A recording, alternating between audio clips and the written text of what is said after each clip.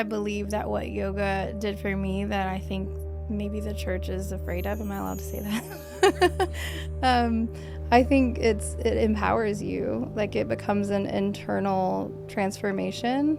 And in my experience with that more organized religion was that I needed this external source to transform me. I couldn't do it on my own, and I'm not on my own, but it takes going inward and learning, like, why do I do the things I do? Why do I react the way that I do? Why don't I take better care of my temple? What's stopping me from doing that? And sometimes it is these belief systems that were planted in me in the church, and that is, we'll just pray about it and take action. Like, there's more to it, and it just stops at that. We'll just pray about it. What's up, ladies and gentlemen? Welcome to the TruthSeekah and Arien podcast. I'm TruthSeekah. This is my lovely co-host, my wife, Arien. Hi. Welcome, guys. We got another show planned for you. It's going to be fun. We got a guest in the studio, a good friend of ours. We're going to jump to that here in a minute. But first, we want to tell you about our upcoming retreat. So the upcoming retreat is coming in October 2nd through the 5th. It's going to be in Anderson, South Carolina. Tickets are up on seer.school right now, and we're going to be doing lots of fun things like hanging out at the Circle of Stones in the forest. We're going to possibly have a bonfire, lots of sound baths and sacred sound immersion, lots of teaching, prophetic training, and just fellowship and having meals together and doing life together for about 3 days. It's going to be a lot of fun. Oh, they're always so much fun. And we're going to be doing a concert. We like to end out with a TruthSeekah and Arien concert. And yeah, it's going to be jam-packed 3.5 days. If you guys are interested, South Carolina, tickets are available. Tickets are affordable. Make sure you check it out because they are going fast already. Yeah. We wanted to put these out a little bit early so that people could save up or whatever, but they are selling out quick. So make sure that you go to www.seer.school, get your ticket there. We'd love to see you. If you want to come to the forest and kick it with some mystics, we'd love to have you. Check it out. Yeah, it's going to be a good time. It's called Reclaiming Eden. Not necessarily going back, but bringing to the future the beauty of unity and love and oneness. It's going to be fun. Enough of that. Let's just play this commercial. Check this out. People often ask me if I really believe in energy healing. And once you understand that everything is energy, everything is moving, everything is vibration, once you understand that, then you can amplify the energy, you can direct energy, you can cleanse energy, and yes, you can heal energy as well. Everything has a frequency, a sound, a vibration. Let's come together. Let's realign with Christ and the Christ frequency. We've witnessed so many people experience breakthrough in our sacred sound immersion sessions. We know that God has something powerful in store for you. Join us October the 2nd through the 5th in Anderson, South Carolina. We'd love to see you there. Tickets to this small, intimate gathering are extremely limited. Get your tickets at seer.school today. That's a pretty cool commercial. Pretty cool edits, right? Yeah. I did a good job. You did do a good job. So make sure you check it out. It's going to be fun. Without further ado, you have someone in studio, a friend of yours? I have one of my dearest friends. We don't get to see each other very often because life schedules, over the years, kids, but we've been friends for over 20 years, which is pretty incredible. We've been on different spiritual journeys together and not together, but always weaving back together beautifully. And I just want to welcome my good friend Chastity to the podcast. Woo woo. Thank you. I want to come to the forest. Yeah, come with us. It's going to be awesome. You said it's Reclaiming Eden? Mm-hmm. Oh, I love that so much. Yes. The animals love it too. Yeah. Yeah. Well, They remember. I need to be there, especially playing, and I don't know what the Circle of Stones is, but I want to see. Yeah. It's super cool. It's a sacred circle that this man, Bill Walker, he's a farmer. He works hard for sustainable farming, and he was, I think he said, just riding through his property one day, and he heard someone call his name. He heard someone call Bill, and he couldn't find anyone. And so he proceeded on, and he heard it again. He couldn't find who was calling his name. And when he started asking, like, okay, what was that? Who was that? Come to find out, the stones on his property were communicating with him, calling his name. And the ones that called his name and the ones he felt led to arrange into this circle on this sacred spot in the forest that he's chosen. Christopher Carter, one of, I don't know what you call him. He's a friend. Mentor, Christian, yeah. mystic, yeah. Came out and helped arrange them according to the solstice and everything, so that when the light hits them on the solstice, it shines a certain way. And it's just this site that he's put a lot of intention into to become a sacred spot, and prayer and contemplation, and you can feel it, like you feel it when you go there. Yeah, and it's amazing. Like they're an older couple, and he's like an old Christian, and so it's just cool that like he's a mystic, but he's like, hey, this is something deeper that is calling out to us, and like we don't care, if you believe it or not, but this is part of our spirituality, and they embrace it, and it's just a beautiful freaking spot that they invite us to. Take the labels away, and it's all the same. Yeah. They have like people come in trying to get them to come to their church and stuff, and because they're big in the community, and so they have pastors and stuff come out and meet with them while we were there, and they're like, first things off the table, how would your church feel about us talking to stones?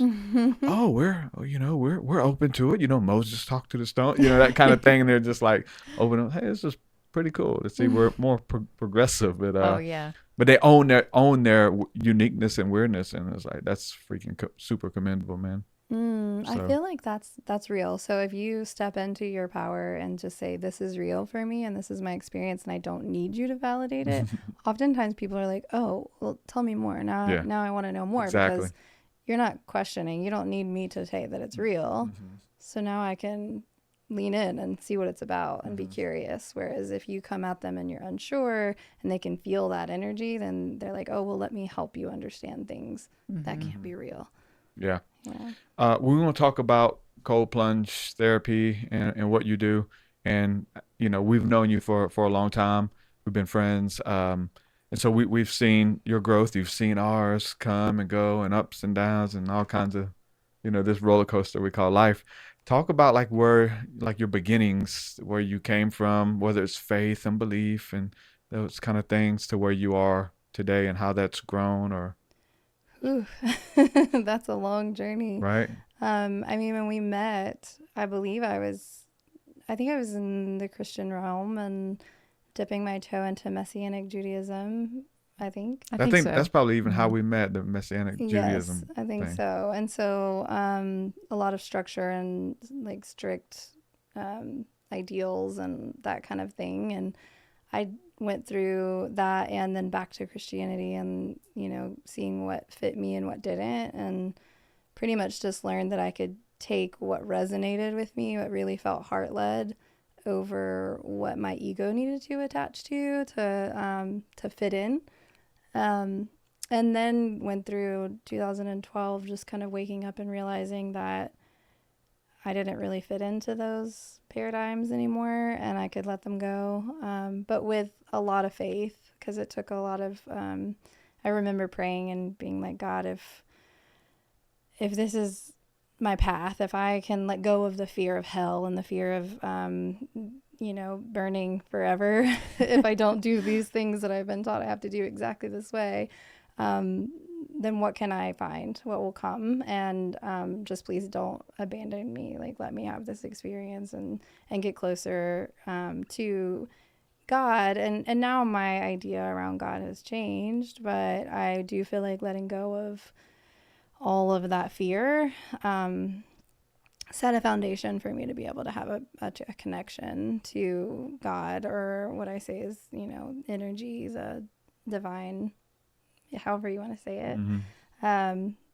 And watched you guys go through a lot of change, a lot of times online, because we weren't in the same community, but we would connect over the years, and I was always super impressed with Arien, because I feel like she's herself, And she's not a pretender, and like that always stood out to me a lot. I was very aligned and inspiring, because I did have that need to feel validated early on, and especially in faith. But you were always just yourself, and that was really helpful. So thank you. Oh, thank you. Yeah. I do struggle. Like I even said recently on our Zoom calls that we do with our little community, I say that I don't care what people think, but a part of me really does. So it's always still like a constant pull and battle. But I think the part of me that just says, I'm just me, take it or leave it, wins usually. Mm-hmm. Yeah. Well, and you were always so solid in your connection to the earth and nature.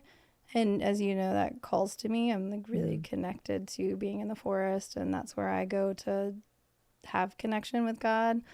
And so being able to watch that in you, I just told the story the other day, like, because I am so in love with the woods and the trees and all the things. And if I go with someone, they're always impressed that I know the names of these trees and things. And I'm not. I'm just like, I love them. Yeah. And I got that from you and I did that 11-mile hike at Blakely that one time. And you knew so many names of trees. And I went home and was like, I'm going to learn. And so I was so inspired. Yeah. And that's become more of how I connect. Then I don't necessarily end up in the four walls anymore. So, so moving on from that, I guess I found yoga as I found yoga in 2012, but started teaching or went through my teacher training in 2015. That was a year long, and then I just was hooked. So I did a bunch of trainings, and in that, what a lot of people don't know if they're not in that practice is that it's really a deep dive into yourself. And so learned a lot about myself that I didn't know, and then learned how to love people better than I ever had. And because, there are people out there that'll tell you that yoga is demonic. And we're in the South. That's the whole thing. Yeah. This it sounds so easy and fun, everything we're talking about, but we're in like the Bible Belt. This crap was not easy. Even just something as simple as not at all practicing yoga. And I think that sometimes people don't believe us, like, because we jokingly like share memes and satire about yoga being demonic, but it comes from a real place. Like, you can attest to the fact that yoga is not really received in really conservative areas here. That's correct. No. But chicken dinner after the service is, you know what I'm saying? Like, feasting and gorging yourself on fine meats is, it's like, anything to better yourself or better the physical body is one thing that it was weird that the church would demonize if you try to take care of your temple, but it seemed like they were forced, like spiritually bettering yourself, which is maybe ego. Yeah, it's because you can't see it, you know what I'm saying? Right. And those things complement each other, which is what yoga is, Yeah, and I believe that what yoga did for me that I think maybe the church is afraid of. Am I allowed to say that? Yeah, Sure. yeah. Sure. I think it empowers you. Like, it becomes an internal transformation. And in my experience with that more organized religion was that I needed this external source to transform me. I couldn't do it on my own, and I'm not on my own, but it takes going inward and learning, like, why do I do the things I do? Why do I react the way that I do? Why don't I take better care of my temple? What's stopping me from doing that? And sometimes it is these belief systems that were planted in me in the church. And that is, we'll just pray about it. And take action. Like, there's more to it, and it just stops at that. We'll just pray about it. And so I got a lot of pushback. I was kind of the early in my little town of Robertsdale, Alabama. I'm also allowed to say that. Sure, yeah. I was the first probably yogi that really like landed and spoke loudly about it. And then I opened a yoga studio there. That was and there wasn't. Never, and they're everywhere now, right? No, I don't think they still don't have it. Well, I mean, from Daphne going, like Eastern Shore. Eastern Shore they're a little bit more progressive. I think when I opened my studio, there was 2 yoga studios in Baldwin County, which is the entire county. Okay. And they were closer to the beach where there's people traveling from other places that are more accepting. Whereas in Robertsdale, I went to the zoning commission to get the studio opened, and they were like, what is it? Yeah. What are you going to do? Are you going to be performing? Yeah. And I'm like, what? Who do y'all pray to? Yeah, I did. I had Yeah. pastors come into my studio and question me and ask me what religion I was teaching. I had people would come in and be like, I don't want any of this woo-woo stuff. I just want to move my body. And I would say, I just meet you where you are. I don't need to know what you believe. Like, this is about you. Yeah. And even that can be triggering to somebody in that religious community because they're like, oh, it's not about you. Yeah. It's got to be about God. And I'm like, funny thing is, that's one and the same. Because I got to know me before I could know God. Like, that's what I learned through it was, I don't know who says it, and you guys may, but they say, like, God found the perfect place to hide, which is in the heart. Because then you have to go and do the work in order to find God. Yeah. And that's basically what I did. But I will say that it was very challenging having the studio in Robertsdale, having so much pushback all the time. I tried to have a big yoga class in the park once, and I was shot down by the city because I had to go to like the city council and ask permission, and they're like, oh no, we don't think so. Why not have a cookout? Why not have a No, barbecue dinner? He said, you can do a yoga we'll class sell at the plates. run. Yeah. and I will say, and not in judgment, but one of the people that shot it down the fastest was a pretty large individual who was like, I don't even know what yoga is, but I know that we're not supposed to be doing it. Yeah. And like, this is the city council. So that was a really fun experience. It grew me a lot because I did find myself pulling back in my practices and not sharing them as openly at that point in my life. I was younger, still like really learning how to step into my power. And then from that, because I did pull back, it like shot me forward. Whereas like when I left that studio, well, I left with a health concern.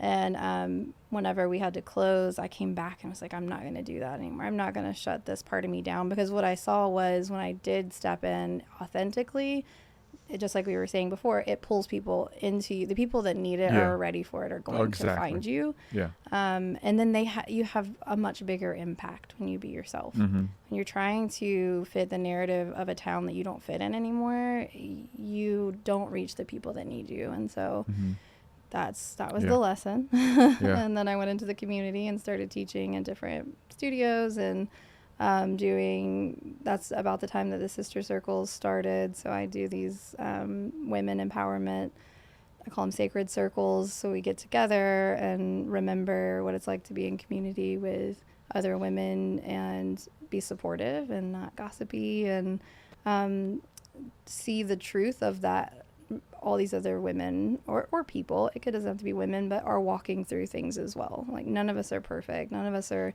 all human, and we need each other. We need to be truthful with each other that we are going through things. And this is everybody's looking for ascension, but they want to skip the rooting down part. Like, we need to root into our humanness and accept it and love it fully, just as Jesus loved us fully, to be able to then rise. And I think that's what came from, or that's what has come and still coming from these women's circles, is that humanness, like giving women the permission to be in their essence and to be fully seen in it and heard in it and accepted in it. So that has become a big part of my journey. Doing these women's circles is super dear to my heart. And Arien joined me for one recently, and it was beautiful. Yeah, it was super eye-opening for me. Like, I shared some really deep personal things that were coming up for me during this circle, but like, I found it strange that I was sitting in this circle of women and like having had past things where I would say abuse from the male sex. I would say it would be scarier to sit in a circle full of men than it would women, but like, to sit in a circle full of women terrified me. And it was so surprising that feeling came up. And it's so important when you have these emotions and these feelings, like, to be present enough in your body that when they come up, you can sit with it and kind of ask like, okay, well, what is this? Where is this coming from? And what is it trying to teach me? And to sit with those feelings and do that is so powerful. Our daughter is going through a lot of stuff right now, and I was just trying to encourage her to find some kind of ceremony, like, because right now all over YouTube and everything, people are talking about ayahuasca and psilocybin and all these things that can be really good, but it's just not necessary. There's so many beautiful things that you can sit with ceremonially, even just your emotions or other women or music or yoga, that shows you a lot about your journey and maybe where to shift some things or how to get some healing in some areas. So yeah, like I was blown away how powerful it was just to sit with emotion and with honesty in a group of women. It was incredible. Yeah, the vulnerability is medicine. And then we call it sacred circles. And I stopped calling it safe circles because I'm like, or safe space, because you can't speak to the safety of every single person there, especially as they grow. But I can ask for people to honor the sacredness. And what happens is really beautiful because my experience has been that these women really show up. And when one of us shares in our vulnerability, it like lets everybody else go, like, I can too. I can also share. And what you're saying as far as like needing a ceremony or a ritual, those tools of plant medicines are so beautiful. But if you don't have these rituals or these things that like ground you into your daily life, then you can go do all the plant medicine you want and you're going to come back to chaos. Yeah. You really need a daily or a weekly, or in the case of these circles, a monthly check-in, somewhere that you can really sit and be okay with yourself and know, like all of these emotions are okay. I can feel all of it. I have the capacity to. I can be here for myself, and I can also let other people be here for me, which is really the triggering part of the women's circles, is showing up, being vulnerable, and then trusting that somebody's not going to judge you or roll their eyes or gossip or whatever. And what I see happen is there's a lot of eye contact, and this woman sharing something deep, and 3 other women are tearing up and being like, oh, me too. Like, I also have felt insecure about this thing, or, I'm also struggling with my own worth. And thank you so much for like giving me the permission to say that out loud. And that's part of the sister circles, is speaking things out loud. We don't all have a space where we can say things out loud, and so we keep them in. And we've been taught that that's strength. And in reality, it takes so much more strength to own our vulnerability and this is part of the essence that I speak of, is like stepping into that space of going, this is how I'm feeling right now. And I'm okay. I don't need you to validate it, but I am okay with sharing with you, this is how I feel. And people just really do respond much better than you think they will, because they love to see the humanness. We're really not above being human. None of us are. It's just like pretense if you act like that. But so that really leads me into into the ice baths, as cold plunging.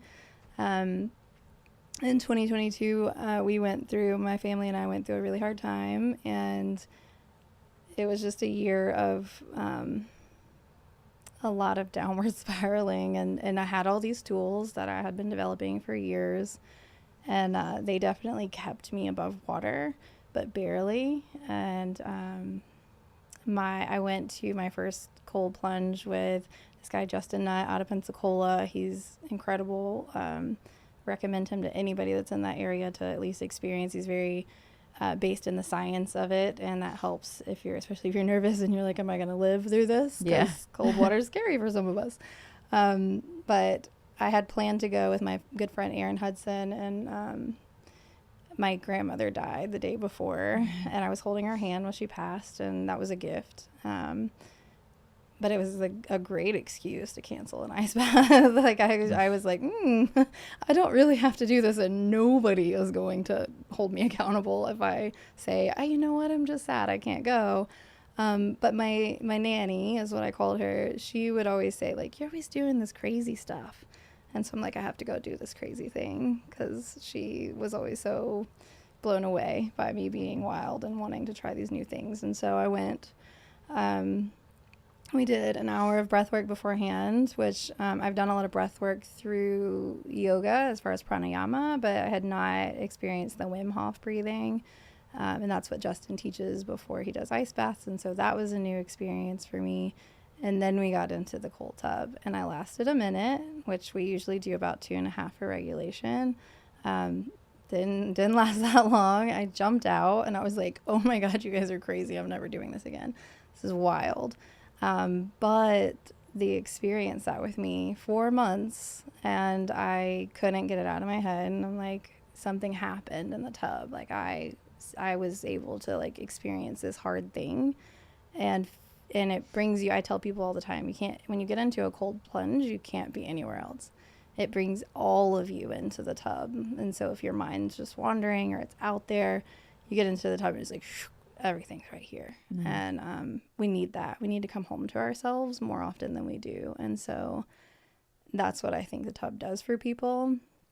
And so I ended up going to all these community events and met an incredible tribe over in Pensacola that really got me through some hard times, just knowing them and being inspired by them.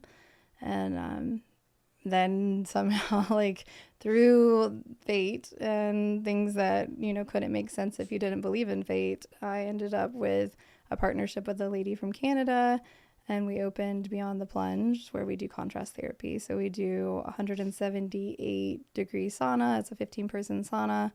You sit in there for 15 to 20 minutes. You come out, you go through a quick rinse. You get into a cold tub for 2.5 to 5 minutes, depending on you. We always start at 2.5. And it's anywhere from 45 to 50 degrees. And you come out transformed. And that's basically, I could go on about the physical benefits of this, but I feel like there's so much information, it's saturated that you could find it. But what I would talk about that I think is most important is the transformation that happens when you learn how to regulate your own nervous system. Because we are walking around in a world where there is not a lot of nervous system regulation. People are very reactive. We tend to, a feeling comes up and we don't know what to do with it, so we create a story, right? Like, so, oh, you looked at me that way, you must not like me, there must be some, there's all this thing that happens. And we get dysregulated, and we're not even living with what's in front of us or making eye contact. We're so busy up here. And the cold plunging brings you back home to your body, and I feel like it reminds you of what's important. And then you go, oh, I can breathe through this for 2.5 minutes. When I go out into public and this person cuts me off or runs into me in the grocery store and looks at me weird, I can just take a breath. I don't have to create a whole story about it and then carry them with me for the rest of my day, thinking about how I should have handled it differently, which is just a very gentle example of what we do. But that is the reality, is a lot of us are not living in our bodies. We're living in our minds, and the mind is taking us into the future or into the past. And I think that cold plunging helps you to live present. Yeah. I think women and men have been taught not to be in their bodies. Like, women are just emotional because of their cycle. Like, maybe you're just menstruating is why you're acting this way. Like, ridiculous things that we've heard over the years. And then the men, especially here in the South, like, you just got to tough up. Men don't cry, be strong. And there's so much beauty and power in the authenticity. Like, when you're talking about the vulnerability and how people lean into that, it's because I don't think that they see it much. Like, we're taught to be something else other than what we are. And that authenticity is rare. And so when people see it, a light bulb goes off. It's like, oh, this is rare. I need to pay attention, ask some questions. But like, our emotions and our bodies are intertwined with our spirit and our spiritual walk, and they're not separate at all. We've, like you were saying, like in church, you're kind of taught that the body is evil, the flesh is evil, and the spirit is what's holy. And so we connect in the spirit, but the body gets no work. It gets nothing. And God created our bodies as a home and a temple for our spirit. Like, it's so beautifully connected, and we've ignored this part for so long. And now I think that the veil is thinning enough that people are realizing how important our physical body is, that it's an antenna to the spirit realm. And I think people are waking up to it more now. But I love that. I remember I couldn't do even a cold shower. Like, I would hyperventilate, and I physically couldn't do a cold shower for so long, and I didn't understand it. I was like, oh, well, I guess that's not for me, you know? People say, oh, I just don't like colds. Yeah. It's like, or you don't know what it's like to be in your body, and that's very uncomfortable. Right. You can't sit with discomfort of any kind. Yeah. You have to run from it, hide from it, bury it. Like, but I went through this healing experience, and then after, I realized the body and spirit connection is so strong, and my body was really trying to protect me by turning into this hard shell and rejecting anything uncomfortable because it felt like I couldn't take anymore. And that first time I tried to do the cold shower after, I was like, this isn't even hard. Like, it's so easy. I just mind blown. I couldn't believe that I couldn't physically do it before. And like, so we were able to come and do the contrast therapy, and to get in that tub, like, for me is such a victory, because there was a time when my body would not allow me to do it. Like, it totally ruled what I did, the uncomfortability of it. So like, it just feels like a huge victory when I can get in there and sit. And I think I went for 5 minutes. I'm gonna brag. You did. You did. And I think too, the body speaks through sensation. My business partner, Tammy, she says this a lot, and it's really stuck with me because it's true. And so when we avoid sensation, we're avoiding living from that place of full connectivity to the body. And again, I mean, everybody has heard now the body keeps the score. Yes. And so in that, there's a lot of things that come up when you do finally let the body speak. And sometimes those things are very uncomfortable. I will say, I don't always like to say this because I think it kind of freaks people out, but I will say that sometimes we put people in the tub and you see trauma come through their eyes, and it's like something that's been pressed. It's like been suppressed inside of them, and in that shock, the nervous system is completely activated, and sometimes it makes you like suck your breath in. And in that moment, often when you do experience some kind of trauma, that's the same response you have, right? And you hold, and that's, of course, cold water. It makes you want to do the same thing. And so when the body has that very similar reaction, it brings it up to the surface. And this is where we call runners, like they get in the tub and they're like, huh, and then they're out. And we have to kind of like walk them back into it. And we do breath work to help them stay in the tub. And this is, I think, breath connects you to your body.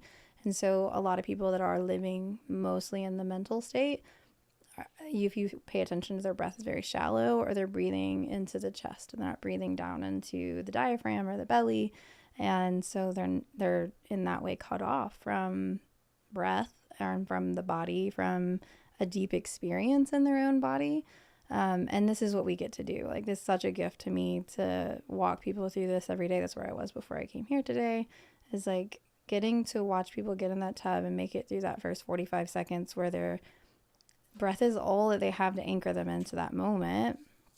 And there's so much presence because you can't be anywhere else that it's uncomfortable.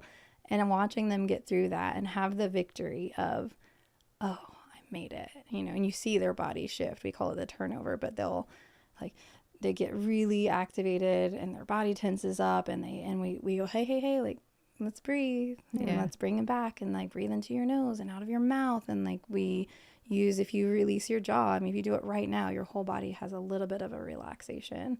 And so it's working with the nervous system instead of against it. And when you tense up and you're white knuckling any situation in life, you're not working with your nervous system. You're just like, let me get through it. And the nervous system remembers that, and it becomes a muscle memory. So in the tub, every time you return and you soften, and you're able to do it a little faster, and you're able to connect to the body a little bit more and say, I know this sensation. oh, I can allow this sensation, I don't have to run from it, then you're a little bit more connected, a little bit more whole, right? The body is a part of your wholeness. Yeah. It was given to us as a gift, a temple, like Derek said. Sorry. TruthSeekah. That's not my name. That's not my name. Yeah, so I feel like it's, mind, body, spirit, and the mind has it's taken over. And even in the church, when they say, you said the spirit is exalted, or the thing that we chase after, but the reality is, if you pay attention, those people are actually living in the mind. Mm-hmm. It's an idea of spirit. Yeah. Mm-hmm. They're not actually embodying the essence of their spirit.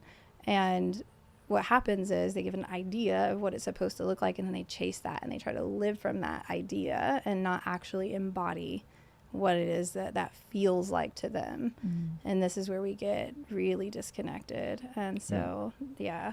I go on little tangents. Oh, I love it. Yeah, I think they're supposed to complement one another. Mm-hmm. And I was looking at the scripture a while ago. I was looking for it. 3 John, chapter 1, verse 2. It says, "Beloved, I wish above all things that thou may prosper and be in health, even as thy soul prosper." So it's like, that your body would prosper, you would be in health, even as your soul to prosper. It's like, the church was like they're there for the soul, and but it's both. Even in this prayer, it's like talking about, taking care of the body and training the body profiteth some. It helps, but also the spirit. So when you can do both, and then find connections, because what we're finding is that everything is connected. There's not like every physical activity has some kind of spiritual component to it, and vice versa. Every spiritual component has some type of physical benefit. Whether we're talking about fasting, it's something that you're doing physically that gets down to spiritual problems and roots and stuff, but it's rooted in something within the physical body, some type of vice or temptation and things that we kind of can get through. But it's always said that we talk about, like, you can't really get into these divine virtues that everybody wants until you deal with the vice. But some of these things that have this physical stimulation allows you to unlock the vice, to be able to lean into the vice, whether it's even just what you're talking about, like escapism. Yeah. That we have so many things out here that can distract us, even in the imagination, can be this way of escaping and not being present in these situations and circumstances where we could just run from relationships, friendships, jobs, whatever, versus like sticking it out and learning, why is this cycle repeating? Because it's going to continue repeating if you don't. You're going to keep running no matter where you are, anytime, and you can. And we live in a culture where it's getting easier to create these little vacuums and stuff of just people that tell us what we want to hear, and versus like looking at your stuff and doing the work, which is what Christ is about, like doing the hard work and showing up and holding your hand through the freaking process. And so it's cool that you're doing it, and it's something that's very physical or very spiritual, or that's where you are. It's like, I like it when you can connect it, but you're still cool to hold space for the people who may be doing it just for physical reasons and not even aware of the deeper lying benefits that they're going to get from it. Yeah. Because I know when we were there was a guy there who you could tell it wasn't his first time. And I just by listening to him, sound like he was losing weight. He was getting his life back together on track, just by just hearing a few things he was saying, that this was like he found some like really useful benefits from this that he was now addicted to, and he knew it was making him better, putting himself in hard situations that it makes it easier to, like you said, to deal with hard stuff out in the world. If you can put yourself in those situations, and this is nothing, and this is how I start my day. What else can you throw at me that's worse than that? Exactly that. So. And I would say too, as far as like leaving the physical out of it, is not really, you can't disconnect. You can't disconnect the spirit from the physical. That's intentional. That's our design. And I think that it's just like, if you have something going on in your body like a foreign object has gotten lodged in your skin, what the body does is go and send all the white cells, like, I'm going to go and attack this thing, I'm going to heal it. Well, the rest of the body then suffers or doesn't get the same attention that it could to operate fully. Yeah. And so it's the same thing if you are trying to operate just in the spiritual or just in the mental, you're not giving the attention to the body, and it's suffering. It's not able to come online and give you the sensations to say, hey, something's off here. Because this is another thing, because our body is an antenna to the energy around us as well. I can feel when something is off around me, and nothing would make sense for me to be able to feel that, but I can feel it. And the more I trust it, the more I realize that my body is so sensitive. And these practices help me to hone that sensitivity, because it used to be, and still, I guess, I live in a bubble of this world, but that's a bad thing. Oh, that person cries easy. They must be, you know, or, oh, they can't handle like loud noises or whatever. And the reality is, a lot of time when you're overstimulated, it's because you are feeling something and you don't know how to label it, or you don't trust your body enough to trust it, to trust the feeling that's coming in. And so I guess I feel like that's the same thing as being too mental or too obsessed with the spiritual, which again is an idea. It's not the actual spirit in the body. It does take away from your body's ability to like speak to you and give you the sensation that you need. And yeah, I definitely use this practice on a spiritual level too. But what's so beautiful is that we do have, when I had a yoga studio, and I've helped open a couple other ones, or I've taught at other ones, and I love yoga studios. They're always going to be home to me. But what we have that's a little different is that people are coming from all walks of life. So I have construction workers and doctors and people just lawyers, whatever it is, just people from every single walk of life that come in the door, and they're doing what you're saying, like, oh, I'm really looking to lose weight. Okay. Oh, I'm looking to tone up this, because there is some benefit there physically. I'm looking to tone up. Okay. I'm just looking for like a decompressor. I just need somewhere to go after work. Okay. Yeah. And then what happens is we walk them through the breath. We get them in the tub. There's that moment of, oh my God, what am I doing? This is crazy. And then they settle in. And our biggest thing at our studio is community. So our tubs are out in the open. So when you're plunging, other people are around. And at first this can seem intimidating. But then after a few times, you're like, oh my gosh, I love the community. You see these people just talking to each other. They're talking about their own wellness. And then it gets a little deeper. And then it gets a little deeper. And like this just continues to happen until you have these people that are coming in for just this physical reason. Oh, I have inflammation in my body. The doctor said this might be good for me. I'm just going to try it. I don't know. You guys are kind of crazy. And then third or fourth visit, they're just like, so tell me about this yoga class. Or, so what was breathwork? What does that even mean? I breathe every day. You know, and they're just curious, but they have the space to be curious without being judged. Right? Like if you're out in the world and you live in a world that doesn't do these practices, it's woo-woo, it's weird. It's, oh, you're hanging out with the hippies. But when you come in and you're accepted for wherever you're at in your walk, but we go like, cool, yeah, come join us for breathwork. You know, there's no judgment. There's no, oh, you need to be further on this path to join us. You know, like we just love you. And like, oh my gosh, I'm so glad you're here. And we really are so glad. We love the people that come into the studio. We love everybody, really. This has been me. I told Arien at the women's circle, like, I think I've always been a little much for you because I've always loved you so much, and I see you and I'm just like, Arien. But this is my energy towards people coming to the studio too, because it's just who I am. And I think that's felt, right? Like there's a realness in loving people, and you just want to see them. You're getting better or doing better. It doesn't have to look like anybody else's. It's just your path. And when you have a place to be curious about that, and then you get to be curious, and it stops being like, what is everybody going to think about me, to how do I feel about this? How does this feel in my body? Oh, this actually feels really good. And that's great. We love that with our retreats and stuff, because I mean they're few and far between. You know, we do them every couple months or so, but it's the same feeling, like just being able to meet with people. Well, we meet weekly with people online too, so there's that. But it hits different, like you know, doing life for like your couple days and people from all walks of life. all backgrounds to get together, and then, they're able to be themselves in this safe.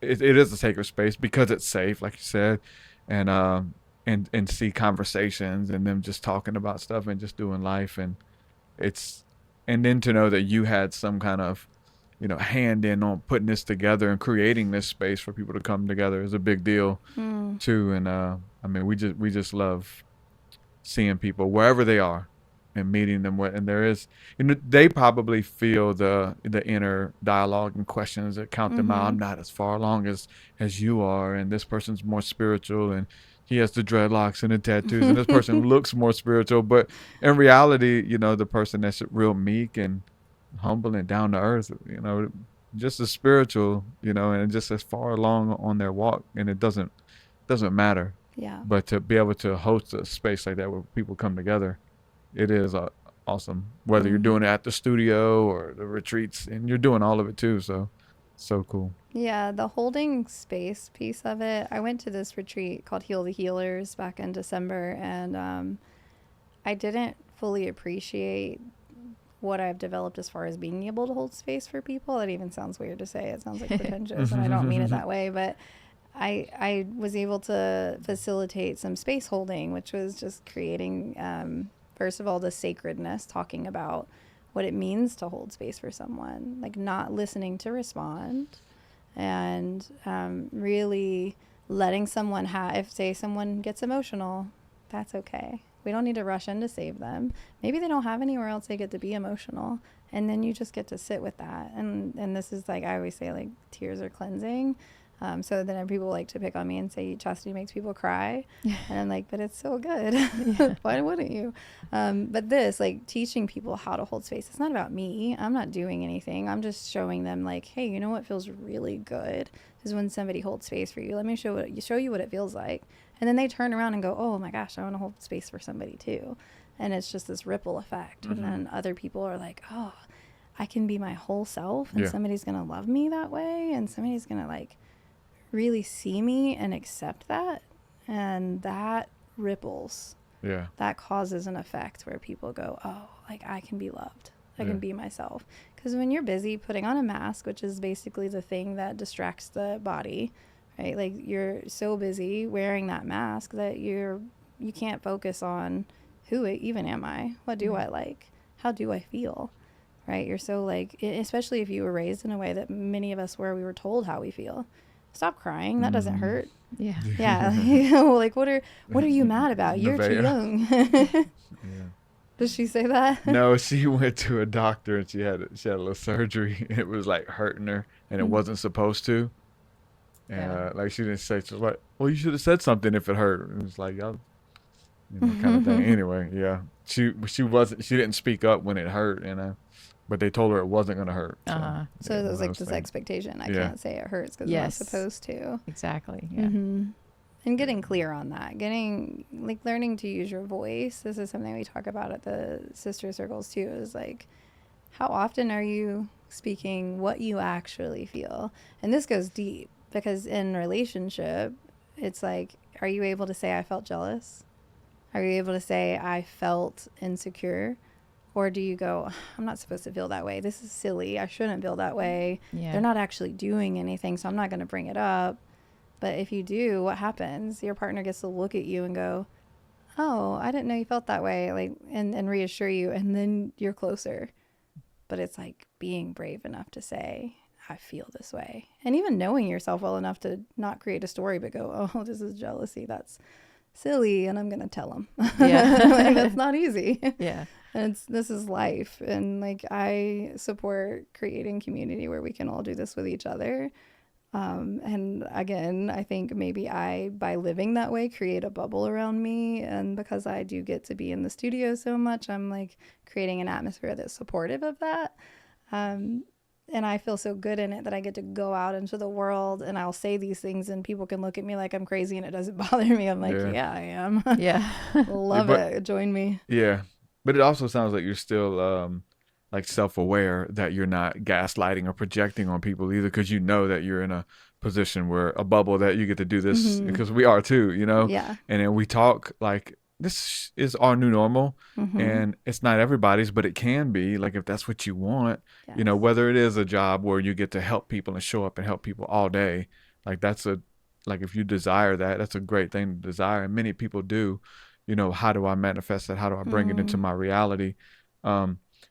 But still sharing, but not gaslighting. You know what I'm saying? Because we don't want to feel. Maybe we're just harder on ourselves to make sure that we don't do that. Yeah. Maybe people don't, you know, feel like you do, but I'm always like, I want to make sure that I don't, and I want to, because I know what it's like not to be here. You know what I'm saying? Yes. And I want to whatever I do, I want to make sure that it feels like it's a bridge if you want it. Because when I was on that other side, I wanted it. Like I wanted the game plan. I wanted you to show up and hold my hand through it and show me, you know what I'm saying? And but you can like overdo it. I feel like, I don't know, it's a fear. I'm sure you know That's what it real. is. Like, Yeah, I have like to you're catch just myself doing on too that. much. I don't want to go that far with it, you know, kind of thing. Was like, well, I did. I needed Well, and you a game needed plan. somebody who was safe enough that didn't gaslight you, that you felt comfortable enough to follow or to say, hey, show me the way. And that takes somebody that doesn't gaslight you. I do catch myself. I have to like catch myself because I've been called intense, and especially with eye contact and realizing Really? That's just too much, man. You're looking into my soul. Yeah, no, really. I think Arien got that recently. I've seen Arien grow in that over time, and myself as Ayahuasca. well. It'll do that to you. Yeah. But I think what you're saying is really important because, and not just that, like even the way that you speak, being so direct, I can see people like physically like, oh, Yeah. and I go, oh, oops, like that's my bad. But if I get really passionate, I can go hard on the like, but you gotta feel this, you know. And there are certain people that are like, do you see yourself in them when you do that? Like, because I know I do. Yes, It's absolutely. like, if you're me and you say you want this, okay, this is what you got to do. And you're like, okay, give it to me. And they're just like, what the? Yeah, because not everybody is as and they don't leaned mean it. in, or they don't. Some people don't want it. They don't mean it. They want the benefit without putting in the work. Yeah, that's well, what they we don't found understand. I don't even think it's that they don't want to put in the work. I try to give a lot. Like I think they don't. If you see somebody's already there, and you're here, and you're like, I want to get over there, but you don't know how many steps it takes to get there. You're just like, no, tell me the shortcut. Like I just want to get there. I just want to be there. And it's like, oh no, you got to peel back the layers and like pull out the stuff, and it's not always fun. And so I think that's important too, is to be like, it's not butterflies and rainbows like you think it is. It's work. It's being accountable. It's catching yourself and being humble enough to apologize when you need to apologize, and realizing you're not always right, and that your experience is yours but theirs is theirs, and respecting that. My son recently, we were having a moment, and he said, you always want to make me see my part. And I was like, well, yeah, of course I do. He's like, not everybody works like that, Mom. And he came back right later and was like, I'm actually really glad for the way that you teach me this and talk to me. But he was in that moment just overwhelmed because I wouldn't let the victim story land. And this is my child, so I'm going to talk to him more directly, and I'm going to be more like, see it. And that was what was happening. I was like, okay, well, you wouldn't be here if this, and this had not happened. But if you had communicated this way, then this. And he's like, stop. Like, I don't want to see all of this. And I ended up saying, I'm so sorry. But in the moment, I was just like, why wouldn't you want to see? If you can see these things, then you get to be accountable, which makes you able to create your world, right? Like these things that you're complaining about wouldn't exist if you were being accountable for these things that have led you here. And I mean that with everything in my soul, but I cannot always be so direct and so intense about it. And I'm learning. I feel like I'll always be learning. So there's no me down the path that's like, oh, let me show you the way. It's usually people like, hey, can you show me? And I'm like, I mean, you can walk with me. I don't know. I'm not saying that I went the right way, but I went a way. And I've always been traveling and always been pushing to go further. But sometimes that way isn't pretty. It's messy. It's mistakes. It's owning the mistake. It's making amends. So it's not all like, oh yeah, I'm on some pedestal and you should join me here. Like, not at all. It's actually, I'm on the ground next to you. Yeah. Let's walk hand in hand. Yeah, I gotta destroy that a lot. I think this podcast does that for me a lot now. I try to do that, being silly and just seeing the silly side of me that comes out versus just in interviews and stuff. Cause like, you know, you need to get off the pedestal. You know, it's just, I don't want to be on it. It's like people put you on it, especially if you're doing this kind of content and all you put out is spiritual content. You don't put out, they just think that this is what you do all day and they meet you in person. And it's like, well, you know, you might get some of that, you might not, kind of thing. So, well, and being silly and having fun is part of the journey. If we're just trying to, it becomes a mask. Like if we're just trying to be spiritual all the time. Oh, don't get me wrong. The silly is a mask too, but it's a mask that I love and I frequent, and it serves me, and it serves everybody. Is it a mask that helps you to? I'm turning the podcast around. I'll ask you a question now. Yeah. Is it a mask that helps you to feel more comfortable in your skin? Is that what you mean? It does a lot of things. I don't know if about making me feel more comfortable. Sometimes can make me feel more safe and like but I guess it's a rule of even comedy though, of like being able to cut through a tense situation with a pun or a joke, and now everybody's angry, but now they're laughing. You know, you're about to get a whipping, but now your mom's laughing at you, or you're about to get beat up at school, now the bully's laughing. Like I definitely coming up that way, but also just knowing what it feels to, you know, go have a hard time, and then knowing what comedy and laughter does. Laughter is a medicine, so to make people around me, you know, laugh and stuff. So it's just been I'll go to my whole life. That's beautiful. I don't that doesn't feel like a mask to me. That feels no, like a relationship it's just a part of me. It's just a part of me that not everybody gets to see, you know. Unless especially you know with me. Social media. Yeah, unless you know me, I'm always, you know, making same. myself the butt of joke or making fun of her. Like I'm now making fun of her, and she's like, I think she can handle it a little bit now. A little bit. She's like, don't go too Not far. really. Sometimes I'm like, hey. I feel like the same, especially if people follow me on social media and they're like, oh, you must be real serious. And then they meet me, they're like, you're not serious at all. Right. Like, I am often playing. I'm in the studio when people are in the tub and I'm like dancing and turning on like silly music or making jokes about whatever they're talking about, and the same, cutting through the tension. And sometimes it's just that it's like, this is a part of holding space. Like, oh, you're so upset right now, angry or whatever, can you see the humor in where we're at? Like, because we all just, it's my favorite quote is, life is too short to be taken so seriously. Yeah. And I don't know who said it. No, that's a good one. Jesus. No. Probably. That's coming straight from Jesus Christ. I think that being silly is a relational skill, and it also speaks to your nervous system. Like, I am in this moment and I can remember that this moment is not permanent and we don't have to stay stuck in it. We don't have to unpack and live here. We can just have the moment and then move on, because it doesn't need to be stretched any further, and that's important.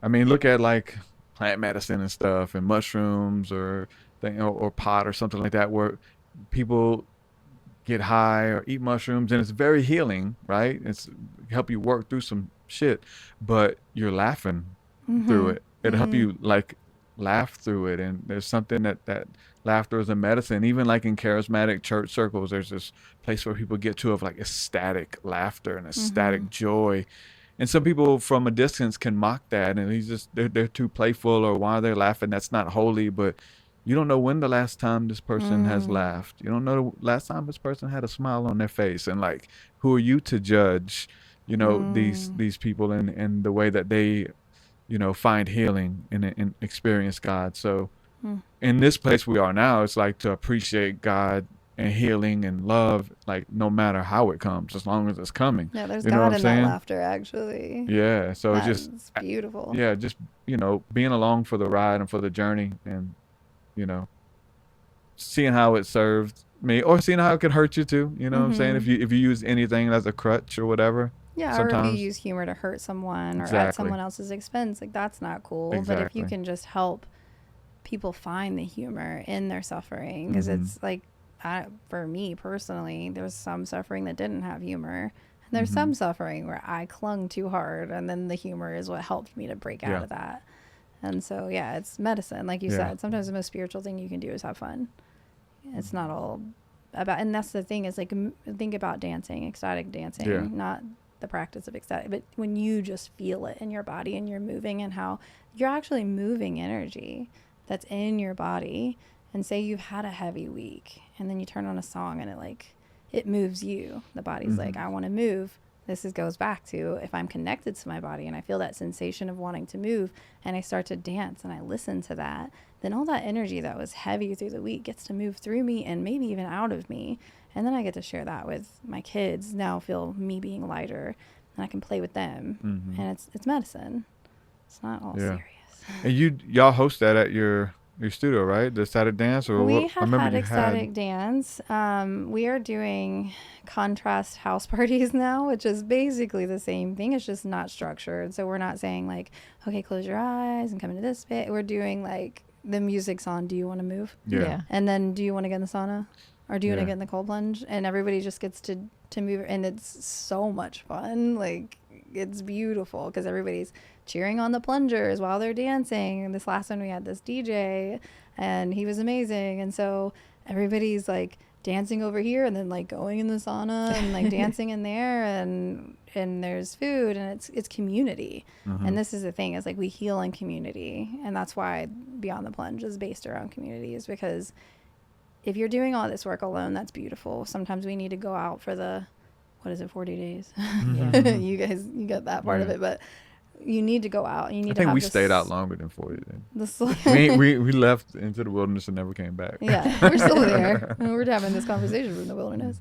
But yeah, just having those practices where you can be alone are really important. I do actually literally go to the woods alone, much to my dad's sadness because he like worries about me. But I go out and I'll spend 4 or 5 hours out in the woods at the river, swimming, doing things on my own.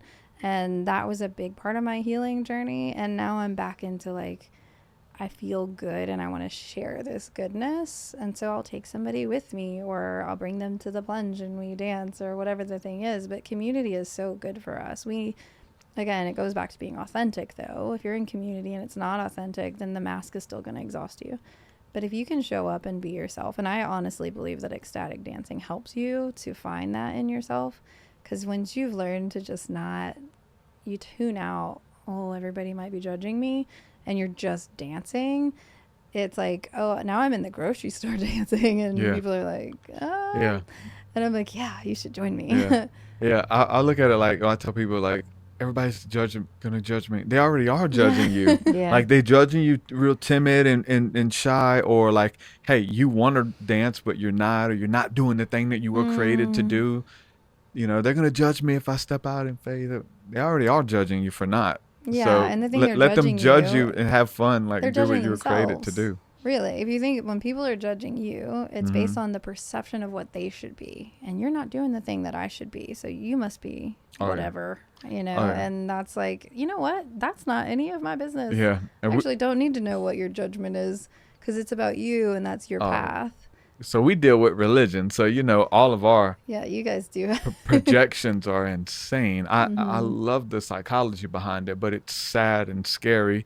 But just a projection of like, you say one thing and then somebody hears another because of connotation that they have. It's only their connotation with that word or that practice or that kind of people or whatever. So that is so strange dealing with, hundreds of thousands of people online and then getting weird comments and people reading into your words or saying you're trying to do this or you really mean that. Like, no, I mean what I said, or the other way around. I didn't explain it as, plainly, as you may have liked me to explain it or something like that. But that's really just a mirror. Yeah. Like if they could use it as a mirror, and not everybody's there, but then they would see that thing that they're projecting onto you is actually speaking to something within them. And I know that. And I try to create contact that way. You guys are so good at being like, that's not about me. Yeah. I love right? that. I think Arien and I had a conversation about that, and I was like, oh, that's great. Yeah. Because I can't imagine you doing it without being able to say, oh, that thing you just commented doesn't even make sense to me, so it must be something going on within you. and I don't have to take it on. I don't have to change who I am now because I'm so worried about that comment you made. And it doesn't negate the fact that it's their truth and it's just where they are on their journey. Like we had a comment recently about somebody who I think is a vegan or vegetarian, and they were like accusing us of eating animals on one of our recent like short videos. And it's like, well, he said this and this a while back. That was like 3 years ago. But he remembered it. Yeah. He remembered that thing you said several years ago. And he was like, what? But he said this and this about all life consumes life. So that's why he eats animals. And I was like, dude, we don't eat animals anymore. And, you know, like, you just have to honor people where they are on their journey. Like, you couldn't have told us then that we would He tried to tell me then. Vegetarian and we would accept it. It's just... I remember that comment though. Yeah. I don't remember his What's wild username. is then you can say, and thank you for watching me for 3 years. Yeah. That's beautiful. I appreciate Praying that. for you. Yeah. Yeah. But like in the dance thing, like it's some people's truth that dance is just terrifying, you know? And until they can come to a new truth and find little ways, maybe it's just dancing in your house by yourself first, you know, or dancing in your car and the person looks at you and you just wave at them instead of like cringing, you know, like dance is really powerful, but individual. It's pretty traumatic for me for a good decade or two of my life, because here, I don't know if everywhere does it or if it's just here, but in middle school they made us do a little dance in front of the school. And I was pretty dorky, and I picked a song that they made fun of, and they made fun of me while I was dancing. And so like, here you are in front of a middle school class at PE class doing a dance, and you're literally getting ripped to shreds the whole time. You know, that kind of experience really sticks with you when you're young, especially. And then I can see like what I was wearing that day. Like it's that vivid in my mind. It's some dark energy you're carrying. A layer. Oh, I don't carry it anymore. I don't carry it anymore. You can probably attest. You've seen me dance more in the past 2 years. Yeah, but ever. Me and you, but other people. Right? I'm the same way. I don't really dance. Ooh, I mean, we're gonna dance. It's a fear. It's a fear. We had to get it on camera. Well, and it's about the. We don't have to get it on camera. No. It's slow down. That's a fear. That's a fear. People seeing me I'm is here, like. I'm with it. I mean, yeah, it's definitely, it's weird. Like, I don't know. It's freedom. But when we do, we really mean it. It's one of them things. Like, you know what I'm saying? It's like a freedom, and there is a. You have to gain the freedom in order to do it. My first ecstatic dance, I was doing yoga teacher training, and I'd only danced at like the club, you know, when I was younger. And then I went to an ecstatic dance, and I was doing this thing where while I was in teacher training, I was just going to go to every class I could. I don't care what it is. I'm just going to show up. And I wouldn't look into it and find out what it was. But I knew it was at a yoga studio, so I'm like, I'm going to try it. Yeah. I thought everybody was on drugs. I was like, oh, there was like a pre-party, and I wasn't here for it because I'm thinking it's just like yoga with maybe a little extra movement. And that's what it meant. Because I don't think it was labeled ecstatic dance. I'm not sure. But either way, I truly left there and I'm like, these people are crazy. What? And everybody's like, you know, just like this freedom of movement. Most of them had their eyes closed. Watch me. I'm like, definitely there's some ecstasy involved here or something that I was not privy to. Yeah. And it took a while. I think I was actually at a yoga festival before I did another ecstatic dance, and they did not announce it was coming. They just did a yoga class, and then the end of it was like really tribal drumming, and they're like, stomp your feet, and then we're going to move around. And before I knew it, I was dancing. And then before I knew it, I was like exhilarated. I was like, oh, this feels so good. And then they were like, oh, thanks for joining us for ecstatic dance. And I was like, oh, you tricked me. I didn't know that's what I was doing. And then I was like, oh, that was powerful. And now I need to go back and like test that limit because I met a new limit. Like I had hit that ceiling of discomfort. And I remember during that dance being like a little bit of it, like looking around and, oh no, people are looking at me. This is scary. And then being like, close your eyes, get back into it. And this is kind of too though why I like doing the dance that we're doing without the structure, because somebody telling you like close your eyes and move this way or do this, it does start to I feel like it gets in your head a little bit more. Whereas if the music on and everybody's moving, what happens is people get to the edge and they start just doing a little number like this. and they're not really moving a lot, but then the next time they're like, that felt really good, so I'm gonna go a little further. Yeah. And that's what you're saying. It's titrating the dose, like just a little bit, try it on, see how it feels, go in your kitchen with nobody around. The thing is, it's not for everybody else, so if you need to do it alone, do it alone. It doesn't need to be in a group, but now we have to do it and get it on camera because he said so. All right. No, the birds and the animals and the trees, they all love it. Yeah. So that's a whole different thing. Being with people was one thing, but being outside in nature with the animals, for us, that's the place to start or the place to do it.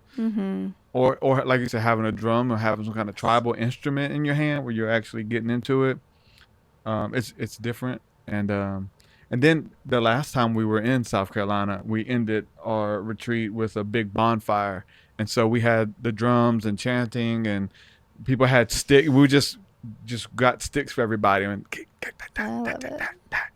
we're all just playing sticks and drums and dancing around the fire and like some real pagan Christian stuff. And it was really fun.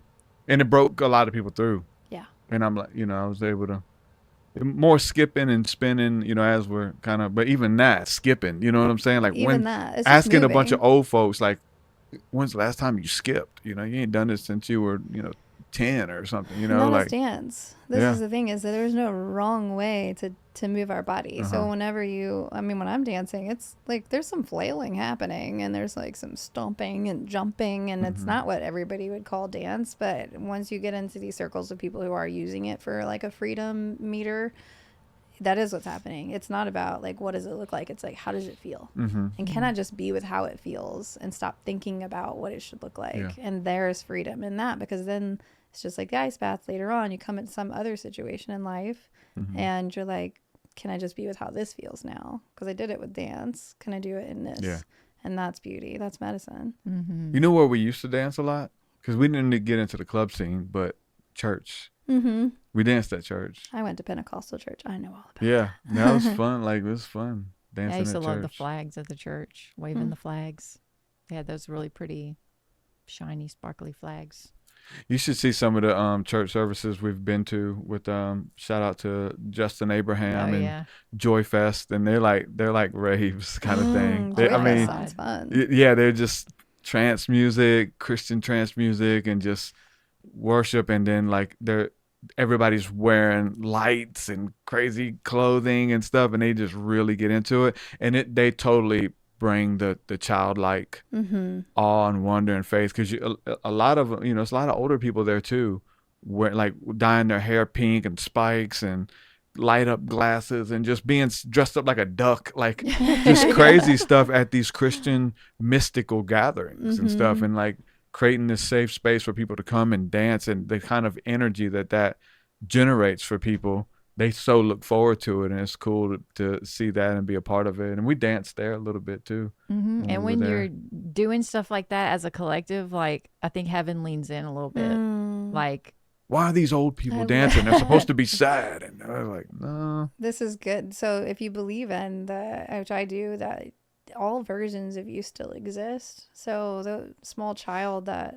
got embarrassed on stage or whatever the stage was, or the little kid that the mom said too many times, like, stop moving around, or whatever the thing is that shut you down, that child's still in there. And when you liberate it by dancing and moving your body the way it feels good, not what you think it should look like, the child awakens and goes, oh, thank you. Like, thanks for letting me express myself again. Thank you for bringing me with you instead of pushing me into this corner and leaving me behind. Because as a whole being, those past parts of you are still here. Yeah, compartmentalized. Yeah, and that's really beautiful. And that's at some of the exotic dances, we'd have people like bunny hopping and like having a good time and twerking. No, I mean, if our dog came, Goose, he'll twerk. He loves to twerk. He really does. I try to get people to do. My friend Arien does this static shaking and down dog, and I'm always like, it's the yoga twerk, but don't look around. It's none of your business what that looks like in anybody else. But yeah, I think there's a lot of, there's scripture around that being like the children are the leaders, or I'm not going to say it correctly. But you got to enter the kingdom like a child, and the child don't give a damn what they look like or if it's choreographed. It's Their just gonna be belly's poking silly. out, Yeah. or, Right, like, yeah. That's. But I do. I don't want my belly poking out. Even on camera, I'm like, hold on, Yeah, let me just for a minute. My belly, a little. Been eating good lately. So I've heard somebody say we're bringing pot bellies back for breath work, because when you breathe in and you're trying to get to that lower part of the Yeah, lungs, you really want to let the belly Yeah. expand. And everybody's like, no, I've been spending my whole life Yeah. keeping Yeah. this tucked in, and now you're telling me to just let it out. And Yeah. it's like, yeah, I let that air, that oxygen get down as far as it can. Yeah. But even like that clench, you know, that we've been trained, you have to stay clenched. It's so unhealthy to be in that all of the time, you know? Like, I mean, I get it. Nobody wants to pooch when you're walking around, but you got to have those moments where you intentionally relax the whole body, because it's almost like keeping yourself in that fight or flight, like Yes. on alert, you know? Yeah, that's part of that jaw thing, you know. Yes. Relax the jaw, but your whole body gets a little bit of that. This is what's Relax. beautiful about yoga, is that we teach to like that core strength. So if you're taking care of your temple, you have a good posture, you're standing up, and your core is worked enough that you can hold a good posture, then you can also at the same time let the shoulders relax, let the jaw relax. You're still in a good posture and you can relax. It's this life and death, this like duality, and that's healthy. And this is the thing, especially with women, is like we are taught don't have the pooch or whatever the thing is, like don't have that. So we're constantly like trying to hold it in, but guess what else is being held in? Like all of our essence, who we are as a person, because we're focused so much on don't have a belly, Yeah. don't look like, which by the way, what I tell my girls is, do you want, well, my older daughter, it's like, do you want the body of a child or do you want the body of a woman? Because we have curves and we have places that we are meant to grow. And so like that, if you're holding all that back because you're trying to hold on to this image that society has said you got to have a flat stomach and you got to do all this, then you're like so focused on that you can't grow, you can't lean in, you can't be authentic with the person in front of you, because even if you're making eye contact, your mind's going, don't let the belly go. Like don't let anybody see that you have a stomach. I know, God forbid. Yeah, like what, how else am I processing food? You got anything else? Oh, I had a question but you made me laugh. The question was, I was going to ask you about like transitioning from, just the normal Christian stuff and then getting into yoga. Was it hard for you or weird? Did you have to find places in your mind to go to get from like when you started for like whether they were doing chants or doing ohms or Om Namah Shivaya or chanting Shiva and stuff like that? Like from the first time, did that make you uncomfortable, or did you just, when you like deconstruct that kind of thing, was it just No, I definitely you had to work through it, like, oh my God, and what am I doing? And what is Shiva? What is this? I'm not going to say it the first 7 times. I just didn't say it, kind of thing. Did you have some of those? I didn't have the rebellion against it where Yeah. I was like, oh no, I'm not going to do that because, but I was definitely of the mindset I needed to understand what it meant. Yeah. I didn't want to chant something I didn't know. And there was probably, especially in the beginning, some fear, like, Is this the name of an ancient yeah, demon? am I like calling in another god? the Yeah. demons? But no, not overall. I would say I definitely had to get comfortable. It's just much like what we're talking about with ecstatic dancing, and finding the freedom in my voice to allow myself to open up. I didn't have much of a voice, I would say, early on. I was still learning, and so chanting specifically, again, I needed to know what it meant. I was very much living up here instead of going, I can try this and see how it feels. And that's what I had to walk myself to. Yeah. And so just in my first teacher training, I had the most wonderful mentor, Tracy Glover. She was she did her training in India, so it was very wholesome. It had chanting and it had meditation and it had all of the parts of yoga, not just the asana, which is that physical movement. And she was just such a gentle soul, and like knowing her made me feel safer to try these things on. But I also I have like 2 prayers that I kept for my whole life throughout anything, and that was like, one is that if God is truth, then, and I'm chasing truth, which is what I've always been doing, seeking truth, then I won't be abandoned. And that's the prayer. Like, God, don't abandon me. Like, let me find my way to you and not have to follow the structure I was given, because it doesn't resonate. It doesn't land in my heart. And then the other one was, if my kids ever need me, let me know. Like, Yeah. send me a sign. And it has always happened. If anything ever happened with my kids, I would like know it. I'd have an intuition. And so, yeah, I would say during those times I had to tap back into that prayer and just be like, if all truth leads back to God, then I can try these things on and I will know that it's not truth intuitively. Yeah. And that helped me. That helped me to deconstruct a lot of that conditioning, because of course it was walls I had to take down. I was raised in it. It took me, I guess, 20 years to like be conditioned. So I had to decondition, and that takes time. But I can tell you what really set it for me was that I loved people more than I ever had. Whenever I learned the 8 limbs and I started doing like self-study and learning about myself. And again, why do I do the things I do? Why am I going to this church? What about it speaks to me? Oh, wait, it doesn't. Wait a minute. And why am I still going even though it doesn't serve like, me? What is it speaking to me? Oh, I don't like the gossip. I don't like that I heard this person downing this young woman who's not married that's pregnant, but yet they're preaching this other thing of love. Like those things don't match to me. And that was like giving myself the permission to say, this doesn't feel good. Yeah. And then moving away from it and going, well, what does feel good?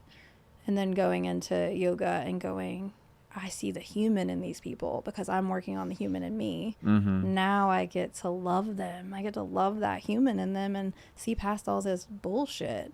And that was like, oh, this is the path for me. I get to like stay on this path. The path of chastity. The path of chastity. My Instagram name. Yeah. So that I'd say that like knowing that I love people better when I'm doing this practice is what keeps me in it. And when I say this practice, I don't mean asana, just, like the whole physically thing. moving my body. Spirituality outside of the church. Yeah. I mean, that's probably what you meant. Because that's what did it for me. You know, I definitely felt that. But then you get in your mind because of the programming of like, hey, this isn't Christian and these people aren't Christian and they're praying to other gods and this music isn't Christian. I was really hard on myself because I was ingrained. It was ingrained in me really, and I taught it. You know, I was really good at teaching it. But I would know after like going hiking with you guys and going camping and stuff, and like listening to Nako and listening to Tool and just Trevor Hall, just really beautiful nature music. I would want to take care of my body more. I would like lean into nature and the animals and my diet more and like. And I knew that wasn't wrong, but there was still that ingrained in me telling me that, hey, this isn't right. This is not Christian, and it was my own programming, but it was people too, because it was like other ministers and Christian rappers and stuff that I worked with. They're not listening to that with you. You can't listen to it around them. So you had to like hide. I couldn't be authentic around them. I had to only listen to Christian music and that kind of thing. But that was for me, like fighting back and forth of knowing how that made me feel and knowing how this made me feel. Yep. And then eventually had to be like, be comfortable with me. And it was okay to like both. Yeah, it was okay to like you and what felt good to you. Yeah, and say, this is cool and this is cool. And they're helping people and they're helping me. And so I'm going to keep both of them. Or you just pick and choose the parts you like. You're damn right. Yeah, like how about good. Yeah, like let's do that. Yeah. Why this stuff that's not serving you anymore and it's actually hurting people and hurting you, man, let that stuff go. It's like, important to lean in and learn to trust yourself and to trust God. Like, is he big enough to take care of me if I make a mistake? If I am chanting the name of a demon, is he big enough to help me undo it and hold my hand through the process? Like, because so much about the programming and the image that we've been given of what's holy in the church, a pastor on a stage full of people, so many times that goes wrong. The image looks almost great. Every time. They followed the program to a T. The image looks great, and the pastor is sleeping with the secretary. I think the matrix that we live in has designed it in a way that it goes wrong every fucking time. I think so too. I'm sorry I said that word, but that's how much I mean it. Yeah. It's designed to way for you to put your trust in it and for that thing to crumble. It's got to fail. It's designed that way. Spirit. So that's why I want to come off of the platform that you guys put me on. Any platform, I'm not on that platform. I've already crumbled, so I'm not up there because I know it's designed to fall. This is real though. I will say, like, I feel like we've been the three of us, but like knowing you guys, even from afar, even when we weren't like able to be around each other in physical presence, we were able to always stay connected. And so we're on this like parallel path. And so I can see where I'm like, oh, well, they are growing. Look at, they're doing this new thing. Well, what is it? And oh, what kind of growth did they have to go through to be able to accept this new thing? Because you've always been really bold. And that like, so to be bold, and then to be bold and saying, you know what, now I've changed because I witnessed something or because I have grown. It gave me permission to go like, oh, I can do that too. And we so get that's that really so beautiful. much. That's so awesome. We get, but you've been there like the whole time. So you've been able to see me like hardcore Christian, really, like no facial hair. Like for real, you didn't see me when I couldn't grow. A little patchy. And but like, but so you've seen me, like you've seen the pendulum, and not only you've seen it, you've experienced it in yourself, you know, and that's the liberating thing for me, to go through the stuff that I went through of like, you know, going back and forth of what is real and what is truth, because it's ingrained in us so hard that I wasn't alone, and I had to be a forerunner and show people that this is like coming for you and it's okay, and you can actually get out of that pendulum rut quicker if you just, you know, be true to who God has created you to be. And trust the pendulum. Because what happens is the pendulum is here. But if you do move the pendulum, guess what's going to happen? It's going to swing all the way over here. And you have to trust that it's going to find its center. That means trusting yourself. Well, I just tell people, try not to let the pendulum turn into a wrecking ball. I like it. And burn bridges and freak out on people. I've done that a few times. Right? Haven't we all? We all like, have, So I'm like, hey, I'm going to save you a couple friends. You know, they don't like, try not to be a jerk when you do it. Yeah. Because I was definitely that, you know. And then too, I think we have been conditioned to believe that things that feel good are not good. Like it has to, there has to be some suffering in it, or else it must be from the devil or whatever. And I think that's what, like, oh, this feels good to me. And then people go, oh, well, that's self-serving. Oh, no, actually, again, my body is this antenna for intuition. Yeah. And it feels good because it is good. And the way you can judge that is it harming people or is it helping people? Like when I share this truth that feels good to me, I can see, I guess that comes with being able to stay aware and accountable, but I can see if it's harming or hurting. Usually before I even would share it, I tend to be drawn to things that are helpful. But I would say that like if you can stay clear enough of a channel to go like, this thing feels really good, and when I share it I see growth in these people, this is the thing I should share. My partner says if you are heart led, like stay in the heart, because when the mind takes over, there's stories that get attached, and then we can bring ourselves back down to the heart. A lot of times we can like come back to connection that's deep, and that's healing, and that's it. Like, right, like, I see the God in you, you see the God in me, I see the God in you, and then what happens? God is alive. And but the other way around is I see the devil in you. That's good. That's good. That's good. But hey, he's there. Like you should see him. He's there. Don't mess with him. He'll bite. You know. but yeah, you know, from projecting of, you know, for me, it kind of leans into what you said, to be able to see these people as equal. You know, seeing other hurting people or people who are less than, or other faiths and tradition, to see God in them, and to see myself in them. Like, man, there's nothing like this person is just like me, but they're a Hindu or a Muslim, and it's because they weren't raised in the Bible Belt South. They're and a human. When they but that they try to keep us away from those people, so we don't get to see that that I am another you, you're another me, and it tears down the walls when we do see that stuff. And so thanks to the internet and stuff, it's happening. It's becoming more popular, you know. And this spell is breaking. I like it. That's over the Bible Belt, and I think majority if you remember, we all experience the same. I believe it's 16 base emotions. Don't quote me on that, but like we all experience the same emotions, whether it be happiness, sadness, anger, fear. It doesn't matter what triggers that. When you have the feeling of it in your body, you can look at another person having a very similar feeling or who has had it and go, "Oh yeah, we're both human." Yeah.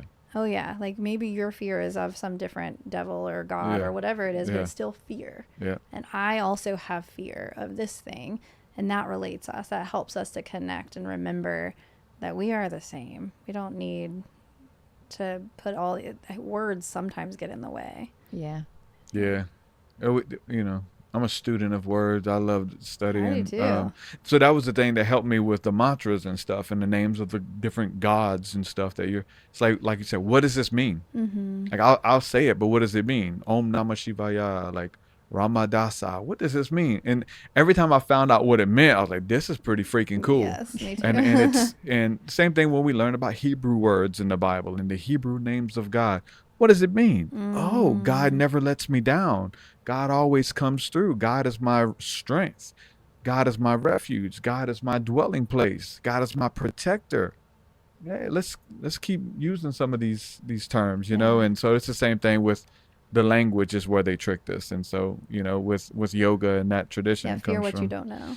Comes from Sanskrit, you know, and we don't speak that language. It's a beautiful language. It is. And it's very similar to Hebrew and to Native American and those things. They have a lot more in common than they have more meaning. Let us. Yeah. I feel like that's the thing is that like I almost feel like the fear is because it has so much meaning that if you have a shallower mind or you haven't been open to these things, it scares you for something to have so much meaning. Yeah. And then it's just the unknown. They're not willing to like even hear what it means. Oh, I don't want to hear that. Well, why don't you hear what it means? That Loka Samasta Sukino Bhavantu is the first one that got me, which is just like, may all beings everywhere be happy and free, and may my words, thoughts, and actions in some way contribute to that freedom. How is that demonic? So beautiful, right? Yeah, like how you can't turn that into evil, and it's like that's a personal accountability thing, and maybe that's the problem is like we don't want to look at where we can be responsible for someone suffering. We want to look at it and go, oh, that's so sad, I'll pray for you.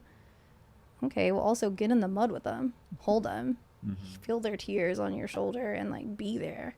This is part of helping with the suffering. And maybe if people have been taught not to do that because they're too afraid to feel their own emotions, then yeah, something that tells you to do that is going to scare you. Yeah. So good. So important. Because that's what Christ did. You know, he got down in the mud with people. Yeah. He got with them in the areas they were in. Yeah, literally. Didn't he descend into the earth and go to hell? Yeah. You know, to save people? So. He's still doing it and doing it through us too.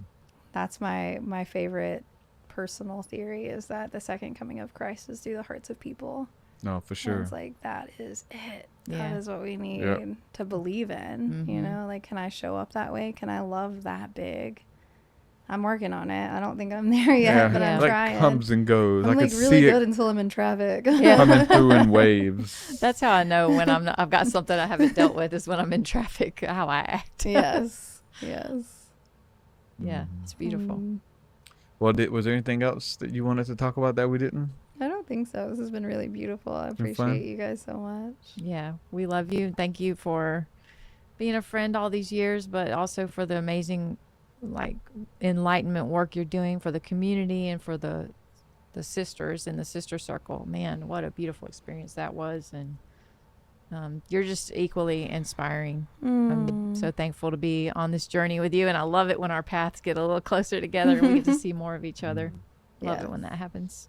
Me too. I'm so grateful for you guys and that you have stayed on the path of truth for yourselves, because then again, like I said, it gives me permission to go, I'm also weird. Let's be weird together. So. I get people check in and see how far I've gone and stuff. They're like, okay, if TruthSeekah's doing it, he's thriving and stuff. I mean, I think I'm good. If he hasn't fell off yet and he's okay, it at least seems to be that way on social media. Then I'm okay. I'm okay. So yeah. But yeah, like if people want to come and try the cold plunge and the cool therapy, what's it called? It's contrast therapy. If they want to try it out, and they are in the southeast, where can they? Yeah, so we're currently in Daphne, Alabama, right off the 181, but they can find me on Instagram at The Path of Chastity and message me, and I will give them all the details. Or you can just look up Beyond the Plunge and come see us. We're also looking at new locations, and so that's really exciting. Or if you're a sister and you want to join a circle, please get in touch with me. Yes, super powerful, super transformative. I want to bring Nevaeh to one. I would love that. Heck yeah. It'd be really cool if we could bring Nevaeh and Jocelyn to the same one. Yeah, that'd be awesome. You ever done the animal yoga? You mean primal? Where they bring like goats Oh, and cats that's and how stuff I in got there. Bhakti, my dog, is the night before a dog adoption yoga event. I got a message on from one of my friends. It was like, hey, there's this, I don't know, she was going out of town for something suddenly. And she's like, I got this event that I have to teach tomorrow. Or I mean, I have to go to. I'm supposed to be teaching at this and I have to leave.